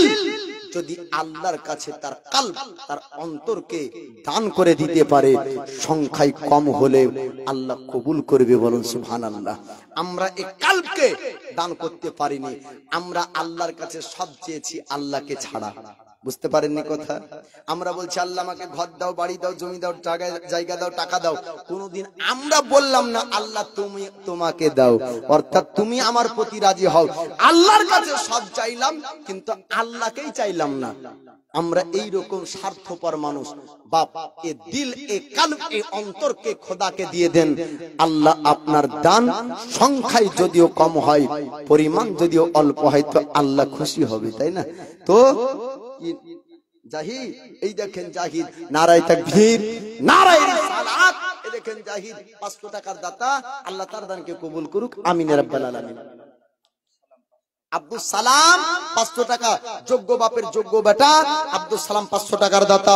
17 গফর নামো তুমি সব চেখে দাতা, মাফ করে দিও আল্লাহ যত গুনাহ খাতা, যে আসাতে জনিয়াতে করে গেল দান, কবুল করিয়া নিও পাক সুবহান। আবুল কাসেম সাহেব 1111 টাকা, নারায়ে তাকবীর, নারায়ে রিসালাত। এই দেখেন আবুল কাসেম 1111 টাকার দাতা। পলাশী রেন্টু শেখ 1 বস্তা সিমেন্ট, আল্লাহ তাদের দানকে কবুল করুক, আমিন ইয়া রাব্বাল আলামিন। বেজায় হাবিবিকা সাজ্জাদুল আম্বিয়া ওয়াল মুরসালিন, মায়েদের মধ্যে আর ক্ষমা নাই। শাহজাহান 2 ব্যাগ সিমেন্ট আর 10 কেজি গম, আল্লাহ তার দানকে কবুল করুক, নেকিতে যেন না হয়ে যায় কম, বলেন সুবহানাল্লাহ। এই দেখেন আরেকজন চাচা আমার 200 টাকা দান করেছে, আল্লাহ তার দানকে কবুল করুক, আমিন ইয়া রাব্বাল আলামিন। বেজায় হাবিবিকা সাজ্জাদুল আম্বিয়া ওয়াল মুরসালিন। তো এই বেলালে হাবসিকে হযরত আবু বকর সিদ্দিক তার ব্যবসার সমস্ত পয়সা দিয়ে বিনিময়ে হযরত বেলালকে আপনার খরিদ করলেন, কিনলেন। এবার নবীর দেওয়ানা বেলালের জবানের কথা শুনবেন। আবু বকর সিদ্দিক বললেন, ও মাইয়া, আমার ব্যবসার সমস্ত টাকা দিতে চাই, বিনিময়ে আমি বেলালকে নিতে চাই। এবার রাজি হয়ে গেল আমার রাসূলুল্লাহ সাহাবী হযরত বেলালকে আপনার নিয়ে নিল। নেবার পরে আবু বকর জিজ্ঞাসা করে, বেলাল একটু তুমি জানিয়ে দাও তুমি কোন জায়গায় যেতে চাও, কোন জায়গায় যেতে চাও? হযরত বেলাল ওই সময় বলেছিলেন, ও আবু বকর, আমি বাড়ির দিকে যেতে চাই না, আমি বাড়ির দিকে যেতে চাই না, আমি রাসূলুল্লাহ চেহারাকে আমি একবার দেখতে চাই। আমি নবীর চেহারা যদি দেখে নি, আমার শরীরের যন্ত্রণা আমি ভুলে যাব। জোরে বলুন সুবহানাল্লাহ। আল্লাহর নবীর সাহাবী হযরত বেলাল হাবশী চলতে শুরু করলেন আবু বকর সিদ্দিকের সঙ্গে। এবার আমার রাসূলুল্লাহর কাছে, সুবহানাল্লাহ। দেখেন আমি বলেছিলাম যোগ্য মায়ের যোগ্য সন্তান যদি থাকে, মার মোহাব্বতে খোদার ঘরে 1000 টাকা দেনেওয়ালা জয়নাল আবেদিন, নারায়ে তাকবীর, নারায়ে রিসালাত। যোগ্য বাপের যোগ্য বেটা 1000 টাকা দান করেছে, আল্লাহ তার দানকে কবুল করুক। আবের আলী 5 ব্যাগ সিমেন্ট, নারায়ে তাকবীর, একটু জোরে তাকবীর লাগান না গো, নারায়ে তাকবীর, নারায়ে রিসালাত। আবের আলী 5 বস্তা সিমেন্টের দাতা, বলেন জিন্দাবাদ, আমিন ইয়া রাব্বাল আলামিন। বিদায় হাবিবিকা সাজ্জাদুল আম্বিয়া ওয়াল মুরসালিন। এবার দয়ার নবী মায়ার নবীর কাছে হযরতে বেলালকে নিয়ে গেলেন। হযরতে বেলালের শরীরের যত যন্ত্রণা ব্যথা ছিল আমার নবীর লালা মুবারক দিয়ে ভালো হয়ে গেল, বলুন সুবহানাল্লাহ। দুনিয়ার কোন ওষুধ এমন তৈরি হয়নি যে আমার নবীর লালা মুবারকের থেকে দামি ওষুধ তৈরি হয়েছে। আমার নবীর কাছে সাহাবী রাসূলরা যেতেন, যে কোনো মুশকিল আসান হয়ে যেত, যে কোনো পেরেশান দূর হয়ে যেত, দুঃখ কষ্ট ভুলে যেতেন। এই সাহাবী রাসূল যখন নবীর চেহারাকে দেখতেন, বলুন সুবহানাল্লাহ। নবীর একজন সাহাবী রাসূল বাপ হারা মা হারা, তার নাম হলো জুলাইবিব। এ ভাইরা দাঁড়িয়ে যান, ঘটনা শুনবেন। এ জুলাইবিব সাহাবী, এই দেখেন দুইজন 200 টাকা দান করেছে, আল্লাহ তাআলাকে কবুল করুক। এই জুলাইবিব সাহাবীর কেউ ছিল না। আমার নবীকে বলে, হুজুর গো, আমাকে তো কেউ দেখতে পারে না। নবী বলছেন, তোমাকে দেখতে পারে না, তোমাকে কেউ ভালোবাসে না, আমি রাসূল তোমাকে ভালোবাসি। জোরে বলুন সুবহানাল্লাহ। আমার নবী বললেন, আমার কাছে তুমি থাকো, যাকে কেউ দেখতে পারবে না তাকে আল্লাহ দেখতে পারবে। জোরে বলুন সুবহানাল্লাহ। আজ বর্তমান সময়ে আপনার সমাজ যদি পরে আপনার দেখতে যান, সমাজে আপনার ছোট মানুষের জায়গা নাই, সমাজে আপনার গরিবের জায়গা নাই। সমাজে আপনার গরিব মানুষ যদি অসৎ মানুষ হয়, তবু সমাজ তাকে আপনার মোড়ল বানাবে না, সমাজ তাকে আপনার মাতব্বর বানাবে না, সেক্রেটারি বানাবে না, আপনার সভাপতি বানাবে না। সমাজে যদি সত্য কথাও বলে, যদি তারা আপনার অর্থ না থাকে, সম্পদ না থাকে, যদি ও ব্যক্তি গরিব ফকির হয়, তবে তার সত্য কথা সমাজে চলে না। ঠিক না ভুল? লালু পলাশির 500 টাকা, নারায়ে তাকবীর, নারায়ে রিসালাত। লালু পলাশি থেকে 500 টাকা দান করেছে, আল্লাহ তার দানকে কবুল করুক, আমিন ইয়া রাব্বাল আলামিন। বলো। লালচাঁদ 1000 টাকার দাতা, নারায়ে তাকবীর, নারায়ে রিসালাত। যোগ্য বাপের যোগ্য বেটা, 1000 টাকার দাতা, আল্লাহ তার দানকে কবুল করুক, আমিন ইয়া রাব্বাল আলামিন। বিদায় হাবিবিকা সাইয়্যিদুল আম্বিয়া ওয়াল মুরসালিন। সুবহানাল্লাহ। এই দেখেন, এগুলা দূর থেকে আসছে বাপ, সামনে থাকা বসে মানুষ।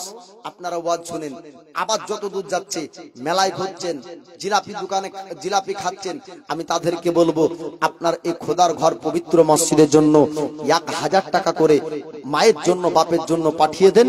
ইহজগতেও ভালো হবে, পরজগতেও আপনার ভালো হবে। নবীর এবার দেওয়ানা, আপনার এই নবীর এই সাহাবী আমার রাসূলুল্লাহর কাছে ছিলেন, আর দয়ার নবী মায়ার নবীর কাছে তিনার জীবন কাটিয়েছেন। ঘটনাটা আপনাদেরকে, তাকে ভালোবাসতো না। আমার নবী বললেন, আমার নিজের চপ্পল আমি কিনতে পারি না, ছিঁড়া পাটা জামা পরিধান করে থাকি। ওগো হুজুর, আমাকে কেউ বিবাহ করবে না, কেউ আমার সঙ্গে বিবাহ দিবে না। আল্লাহর নবী বললেন, ওরে জুলাইবি, তুমি চিন্তা করো না, তুমি টেনশন করো না, একবার তুমি রাজি হয়ে যাও। হযরতে জুলাইবি বললেন, হুজুর, মানুষ বিবাহ দিবার পূর্বে তার আপনার অর্থ সম্পদ সম্পর্কে যাচাই করবে। আমার তো বাড়ি ঘরে পরিচয় পাবে না, বংশের পরিচয় নাই, আমার চেহারাও সুন্দর না। নারীরা যখন পছন্দ করবে, চেহারাকে দেখতে চাইবে। যখন বাপ মা বিয়ে আপনার দেওয়ার জন্য পাত্র পাত্রীর খোঁজ করবে, অর্থ সম্পদ সম্পর্কে যাচাই করবে। হুজুর, আমাকে বিবাহ করতে বলবেন না, আমি বিবাহ করতে চাইব না। আল্লাহ নবীর সাহাবী যখন এই কথা বললেন, আমার হুজুর বললেন, জুলাইবি রে, চিন্তা করো না, তোমার সুন্দর বিবাহ হবে।